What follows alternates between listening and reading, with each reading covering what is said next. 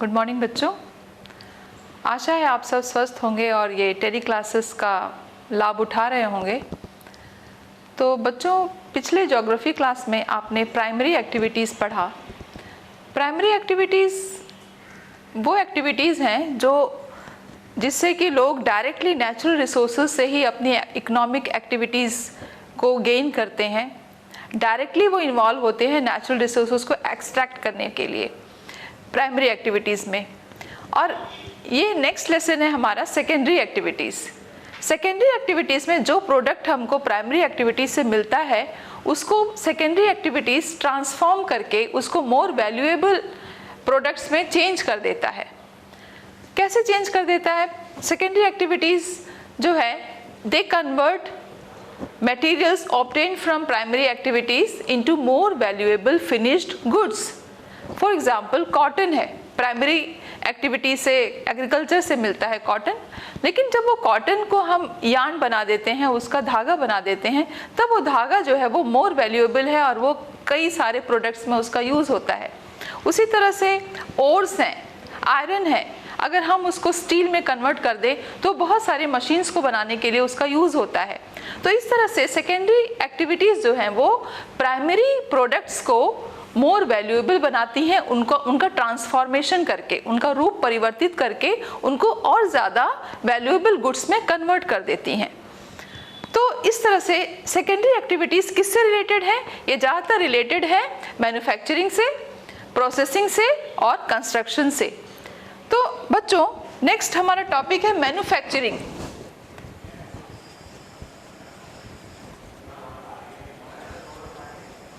What is manufacturing?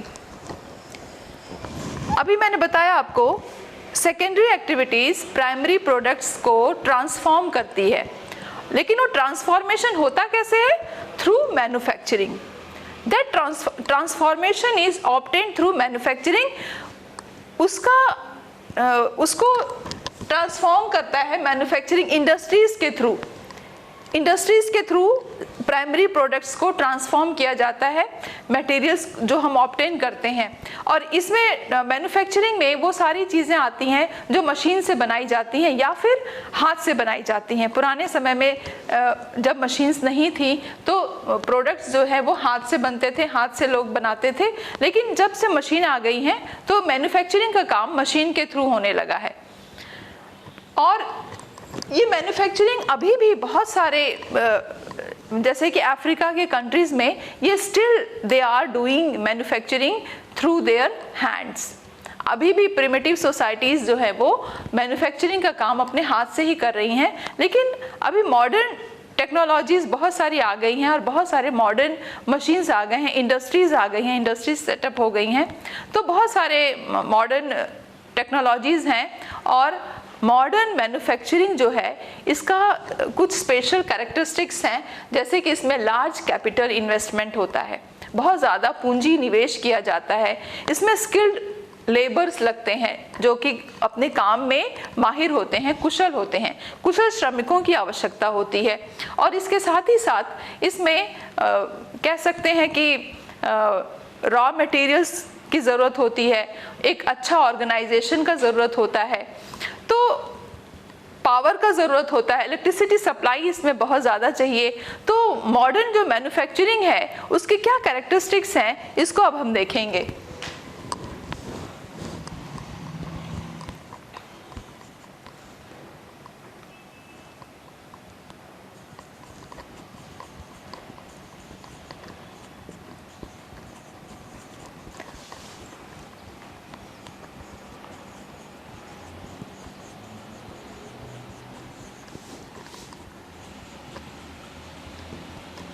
सबसे पहला जो इसका कैरेक्टरिस्टिक है that is the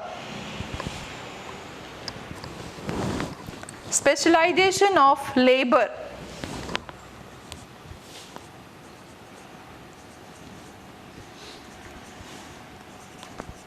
specialisation of skill कह सकते हैं हम लोग। तो पहले क्या होता था, जब प्रोडक्ट्स हाथ से बनते थे, मैन्युफैक्चरिंग हाथ से होता था, तो उस समय बहुत कम ऑर्डर मिलते थे और जो भी ऑर्डर मिलता था उसको लोग बाय हैंड बनाते थे और वो प्रोसेस बड़ा स्लो होता था और वो टाइम टेकिंग था, साथ ही साथ उसमें पैसे भी ज़्यादा लगते थे, प्रोडक्शन कॉस्ट भी काफ़ी आता था। लेकिन जब से ये मैन्युफैक्चरिंग मशीन से होने लगा है, लार्ज स्केल में होने लगा है, तब से जो प्रोडक्शन का काम है वो असेंबली लाइन प्रोडक्शन होने लगा। एक ही लेबर, एक आदमी एक ही काम को रिपीटेडली बार बार करता है और इस तरह से वो उसमें कुशल हो जाता है और इस तरह से जो प्रोडक्शन का कॉस्ट है वो कम लगता है, लार्ज प्रोडक्शन होता है और साथ ही साथ इसमें क्वालिटी कंट्रोल होता है। तो ये एक सबसे बड़ा इसका कैरेक्टरिस्टिक है कि स्पेशलाइजेशन ऑफ स्किल्स। लोग जो हैं इसमें दे get skilled by doing same work repeatedly। तो ये इसका सबसे स्पेशल कह सकते हैं फीचर है मैन्युफैक्चरिंग का, स्पेशलाइजेशन ऑफ स्किल्स। और नेक्स्ट है इसका मैकेनाइजेशन।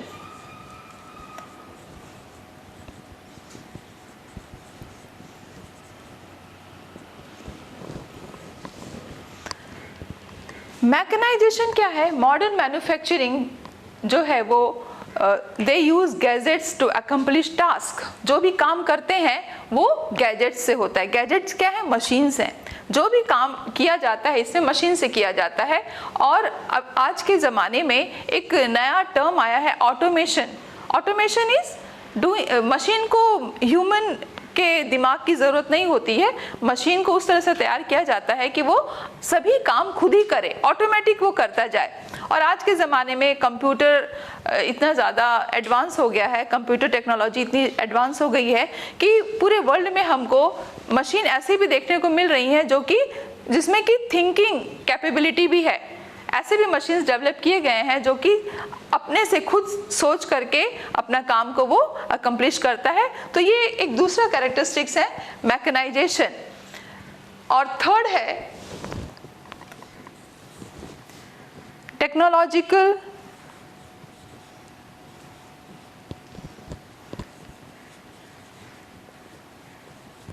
इनोवेशन।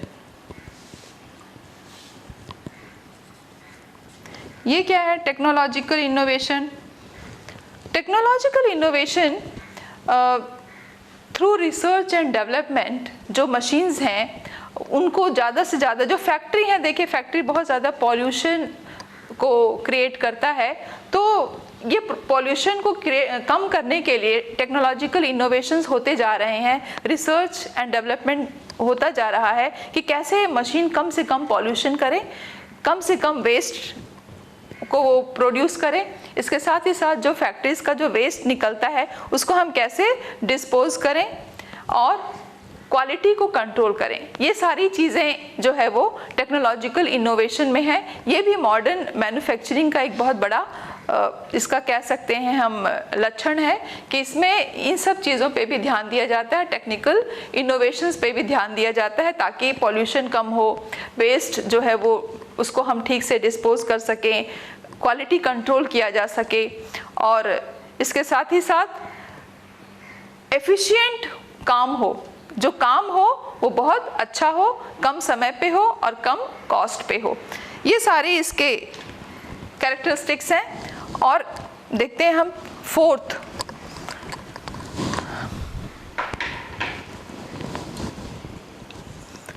इज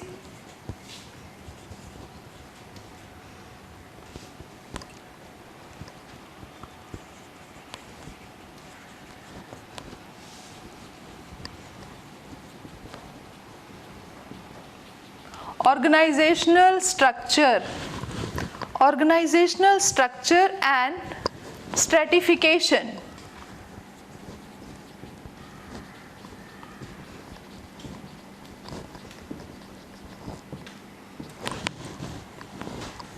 तो जो मॉडर्न मैन्युफैक्चरिंग है उसका कुछ स्पेशल कैरेक्टरिस्टिक्स हैं, जैसे कि एक complex machine technology.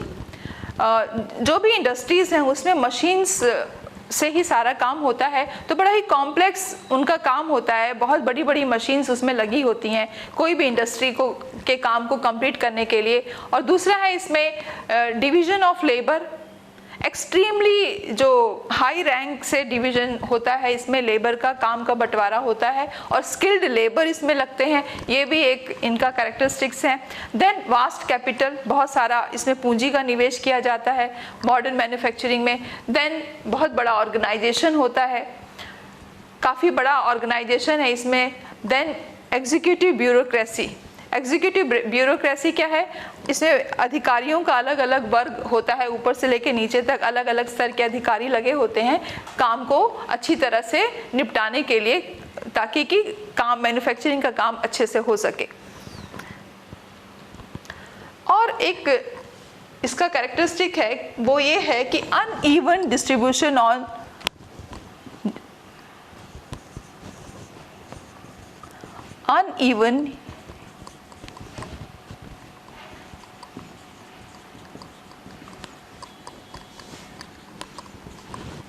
uneven distribution.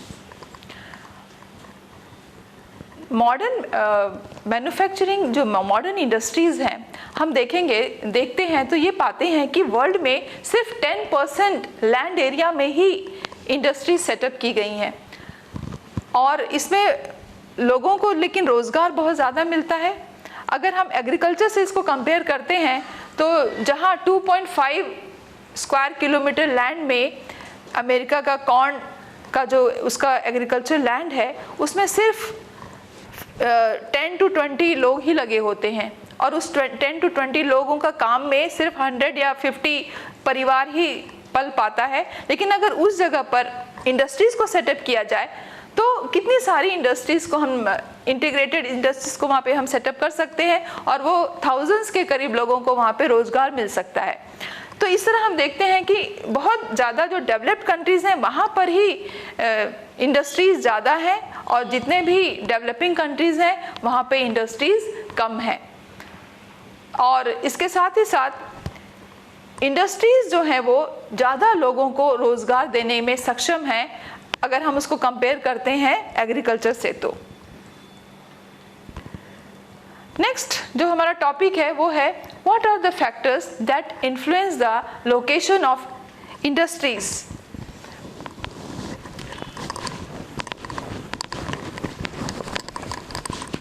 अगर हम देखें तो कोई भी इंडस्ट्रीज जो है अपने कॉस्ट को रिड्यूस करके अपने प्रॉफिट को बढ़ाता है। कॉस्ट को रिड्यूस कैसे करेगा? कोई भी इंडस्ट्री कॉस्ट रिड्यूस कैसे करेगा? कॉस्ट रिड्यूस करने के लिए बहुत सारे फैक्टर्स हैं। उसका लोकेशन सबसे बड़ा फैक्टर है कि कहाँ पर वो लोकेटेड है। Most important is market.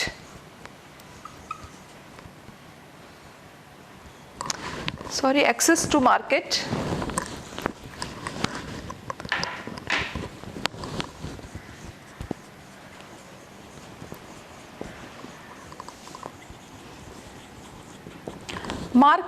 Market का क्या मतलब हुआ? मार्केट मीन्स लोग, पॉपुलेशन। जहाँ पॉपुलेशन होता है वहाँ लोग होते हैं, जहाँ लोग होते हैं वहाँ मार्केट होता है। तो जहाँ पे मार्केट है वहाँ पे इंडस्ट्रीज़ का मैन्युफैक्चर्ड गुड्स को खरीदने के लिए लोग हैं और उनके पास परचेजिंग पावर है। तो जहाँ पर भी डेंसली पॉपुलेटेड एरिया है वहाँ पे मार्केट होता है। मार्केट के नज़दीक ही इंडस्ट्रीज़ को सेटअप करना ज़्यादा आइडियल लोकेशन है, क्योंकि जो भी प्रोड्यूस वहाँ से प्रोडक्ट वहाँ से निकलेगा वो सीधा मार्केट में जाएगा और मार्केट से वो परचेज हो जाएगा। लोग तो जितने भी डेंसली पॉपुलेटेड एरियाज़ हैं उनके बहुत नज़दीक ही इंडस्ट्रीज़ को सेटअप किया जाता है ताकि डायरेक्ट जो प्रोडक्ट है वो मार्केट में आए और वहाँ से वो बिक जाए। नॉर्थ अमेरिका, यूरोप, ऑस्ट्रेलिया, ये सब ऐसे कंट्रीज़ हैं जो कि बहुत बड़ा लार्ज ग्लोबल मार्केट्स हैं ये दुनिया के लिए, क्योंकि यहाँ के लोगों के पास परचेजिंग पावर बहुत ज़्यादा है। They have high capacity to purchase, earning उनकी काफ़ी ज़्यादा है। इसके साथ ही साथ जब हम देखते हैं साउथ ईस्ट एशिया भी डेंसली पॉपुलेटेड है, एशिया का ये पार्ट, और यहाँ पर भी परचेजिंग पावर काफ़ी ज़्यादा है। तो इंडस्ट्रीज़ यहाँ पर भी सेटअप, ये भी आइडियल लोकेशन है इंडस्ट्रीज़ के लिए।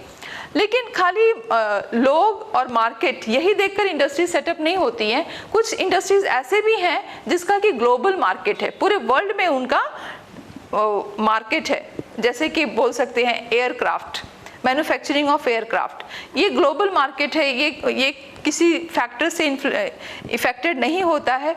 इसके साथ ही साथ आर्म्स की फैक्ट्री, ये इसका भी पूरा ग्लोब है मार्केट, तो ये भी ये सब फैक्टर से इफेक्टेड नहीं होता है, इनका ग्लोबल मार्केट है। देन नेक्स्ट,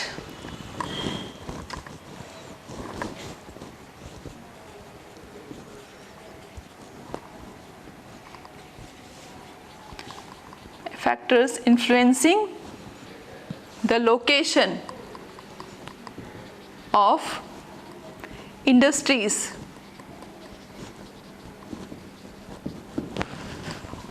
तो फर्स्ट फैक्टर हमने देखा बच्चों, एक्सेस टू मार्केट। हाँ बच्चों, नेक्स्ट टॉपिक है हमारा एक्सेस टू रॉ मटेरियल्स। तो रॉ मटेरियल्स जो इंडस्ट्री में यूज होता है वो नज़दीक से आना चाहिए, उसका ट्रांसपोर्टेशन में ज़्यादा कॉस्ट नहीं होना चाहिए। और कुछ इंडस्ट्रीज ऐसी हैं जैसे सीमेंट हुआ, देन आयरन ओर हुआ, देन शुगर इंडस्ट्री हुआ, ये सब जो है अपने रॉ मटेरियल जहाँ उनका एरिया है वहाँ पास में ही अगर ये इंडस्ट्रीज लोकेटेड हों तो उनके लिए ज़्यादा अच्छा होता है, क्योंकि शुगर केन जो है वो वेट लॉस हो जाता है उसका, अगर हम ट्रांसपोर्ट करते हैं उसमें जो सुक्रोज है वो घटता जाता है, तो उसमें से चीनी भी कम निकलेगा। तो इसके लिए ज़रूरी है कि शुगर फैक्ट्री जो है वो शुगर प्रोड्यूसिंग एरिया के नज़दीक ही वो सेटअप हो। इसके साथ ही साथ जो सीमेंट इंडस्ट्री है वो सीमेंट प्रोड्यूसिंग एरिया के ही उसका रॉ मटेरियल है जो वहाँ पे वो लोकेटेड हो। आयरन ओर जो है हैवी बल्की गुड्स हैं, वो सब भी ट्रांसपोर्टेशन में उसका कॉस्ट ज़्यादा आता है, तो इसके लिए ज़रूरी है कि वो अपने जहाँ पे रॉ मटेरियल हैं वहाँ पे जहाँ माइंस हैं वहीं पे वो उनका लोकेशन हो। तो आइडियल लोकेशन इनके लिए वही होता है जहाँ से नज़दीक सस्ता और पास से उनको रॉ मटेरियल उनको मिल जाए, ताकि उसको ट्रांसपोर्टेशन के कॉस्ट में उनका खर्च कम आए। तो इंडस्ट्रीज हमेशा अपना ट्रांसपोर्टेशन का कॉस्ट को कम करती है रॉ मटेरियल के नज़दीक जाकर अपना लोकेशन बनाकर। इसके साथ ही साथ कुछ ऐसे भी गुड्स हैं जैसे कि डेयरी इंडस्ट्री है, वो पेरिशेबल है, वो जल्दी ख़राब हो जाता है, तो उसके लिए भी ज़रूरी है कि वो जहाँ पर उसका रॉ मटेरियल है, जहाँ पर लोग हैं, पॉपुलेशन है, उसके पास ही वो सेटअप हो, ताकि वहाँ से जो भी रेडी गुड्स हैं वो डायरेक्ट मार्केट में जाए और वहाँ से वो कंज्यूम हो जाए।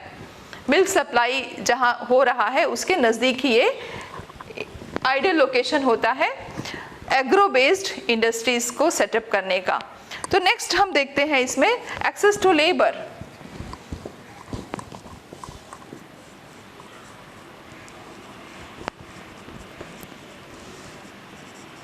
Access to labour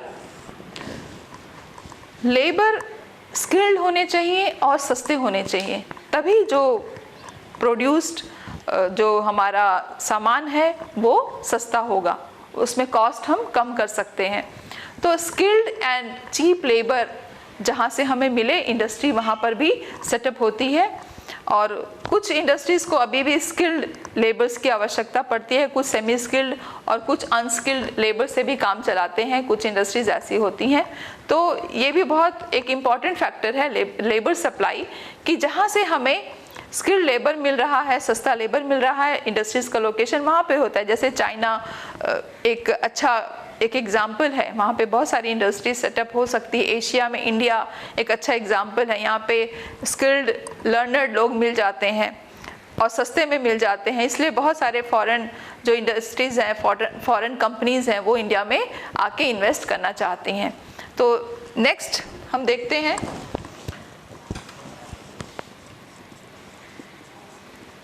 access to power. यहाँ पावर क्या है? पावर इज एनर्जी, पावर और एनर्जी।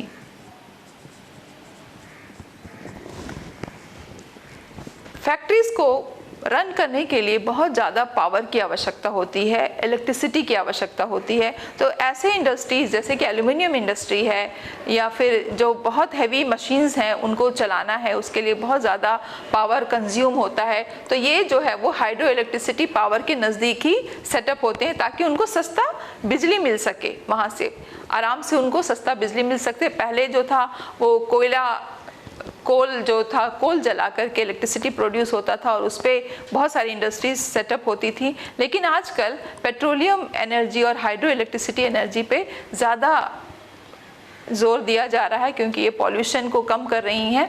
तो थर्मल एनर्जी से अभी लोग स्विच ऑफ हो रहे हैं और इस तरफ आ रहे हैं हाइड्रो इलेक्ट्रिसिटी की तरफ, जिससे कि पॉल्यूशन कम हो। तो access to energy, source of energy, factories जिसको ज़्यादा पावर कंज्यूम होते हैं वो सोर्स ऑफ एनर्जी के नज़दीक ही सेटअप होते हैं। देन नेक्स्ट हम देखते हैं access to transportation and communication.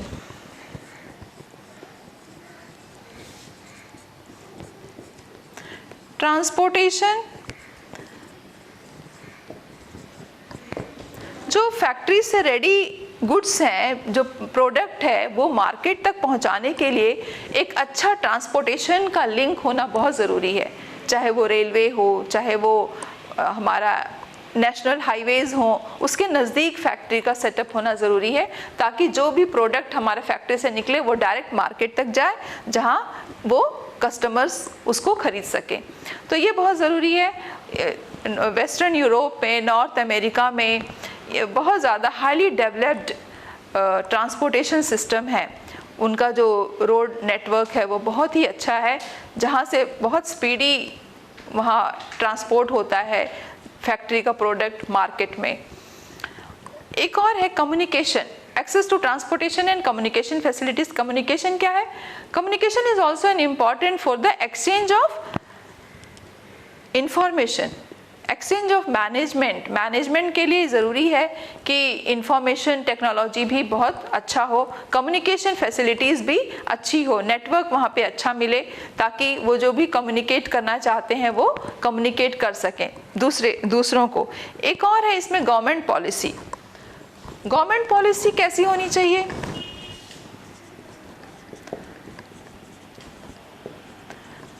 Government की कई बार पॉलिसीज़ होती हैं ऐसी जगह पर इंडस्ट्रीज़ को सेटअप करना जो कि थोड़े से बैकवर्ड एरिया है, इकोनॉमिकली बैकवर्ड एरिया है, ट्राइबल एरिया है, ताकि कि लोगों को उससे एम्प्लॉयमेंट जनरेट हो सके, लोग उससे रोज़गार प्राप्त कर सके। तो गवर्नमेंट कई बार रिमोट एरियाज़ में या उन लोगों को प्रमोट करने के लिए इंडस्ट्री सेटअप करती है लोगों के इकोनॉमिक ग्रोथ के लिए।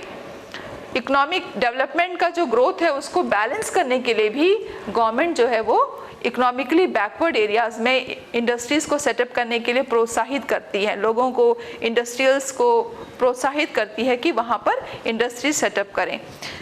नेक्स्ट है बच्चों access to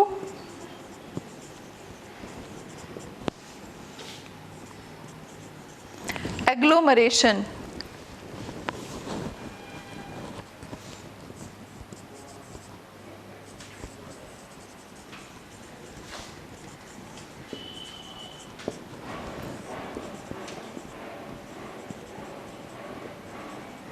access to agglomeration economies, ये क्या है?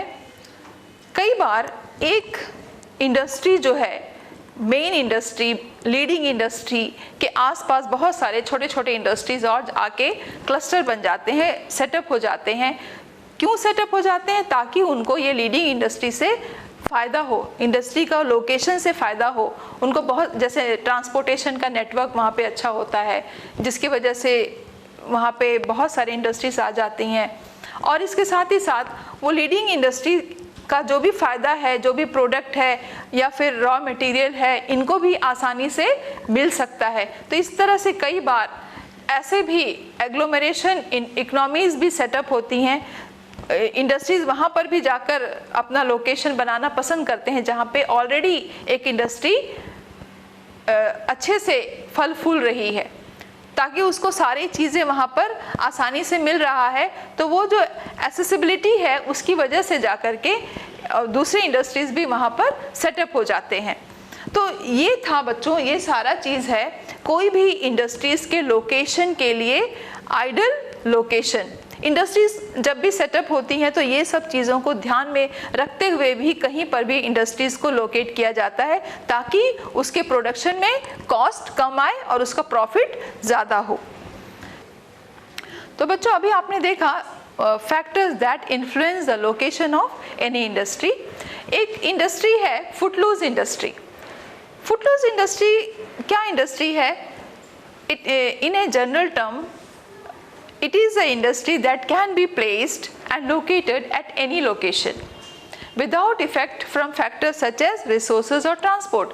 ये फुटलूज इंडस्ट्री ऐसी इंडस्ट्री है जो कि ये सारे फैक्टर्स से इफेक्टेड नहीं होती है, वो कहीं पर भी उसका लोकेशन हो सकता है और इसमें जो प्रोडक्शन का कॉस्ट है उसमें भी कोई चेंजेस नहीं आता, वो कहीं पर भी उसको इन्वेस्ट किया जा सकता है। और जैसे कि डायमंड हुआ, वो रॉ मटेरियल के ऊपर वो इंडस्ट्री को सेटअप नहीं किया जाता है। इसके साथ ही साथ कंप्यूटर चिप्स हुए, वो कहीं से भी ऑब्टेन किया जा सकता है और इस तरह से इसमें बहुत स्मॉल स्केल में लेबर्स को लिया जाता है और ये पॉल्यूशन फ्री इंडस्ट्री है। फुटलूज इंडस्ट्री कई बार 1 मार्क के लिए एग्ज़ाम में आता है, बोर्ड एग्ज़ाम में, तो फुटलूज इंडस्ट्री आप ज़रूर ध्यान से देख लीजिएगा। ये ऐसी इंडस्ट्रीज़ हैं जिसको कि ये सारे फैक्टर्स इन्फ्लुएंस नहीं करते, ये कहीं पर भी इसका लोकेशन होता है और इसमें बहुत कम अमाउंट में लेबर्स को लिया जाता है, लोग एम्प्लॉय होते हैं, इससे पॉल्यूशन फ्री इंडस्ट्री है और ये कोई भी रॉ मटेरियल के ऊपर इसका लोकेशन नहीं होता है। तो ये क्लासिफिकेशन जो है मैन्युफैक्चरिंग इंडस्ट्रीज़ का देखिए, ये साइज़, इनपुट साइज़ पे डिपेंड करता है कि वो कॉटेज साइज़ के अगर हम हिसाब से अगर इंडस्ट्रीज़ को क्लासिफाई करें तो उसको हम cottage manufacturing, then secondary manufacturing और फिर लार्ज स्केल और स्मॉल स्केल और कॉटेज, ये 3 कैटेगरीज में हम इसको क्लासिफाई कर सकते हैं। Small scale industries, small cottage industries and large scale industries. Then इसमें क्या रॉ मटेरियल यूज़ हो रहा है, आउटपुट क्या है, क्या प्रोडक्ट निकल रहा है। देन ओनरशिप में भी ये कभी कभी इसमें ओनर्स होते हैं, जैसे कि ये निजी कंपनी है या फिर सेमी गवर्नमेंट है, पब्लिक इंडस्ट्रीज़ हैं जिसमें कि प्राइवेट कंपनीज़ का इन्वॉल्वमेंट होता है, कुछ गवर्नमेंट का होता है और कुछ गवर्नमेंट और पब्लिक दोनों का होता है। तो ये ओनरशिप के भी अकॉर्डिंगली इसको क्लासिफाई किया जाता है। तो बच्चों आज हम इतना ही पढ़ेंगे और इसका जो नेक्स्ट पार्ट है वो हम अपने नेक्स्ट क्लास में कंप्लीट करेंगे और तब तक के लिए आप पढ़ते रहिए और स्वस्थ रहिए और घर पर रहिए।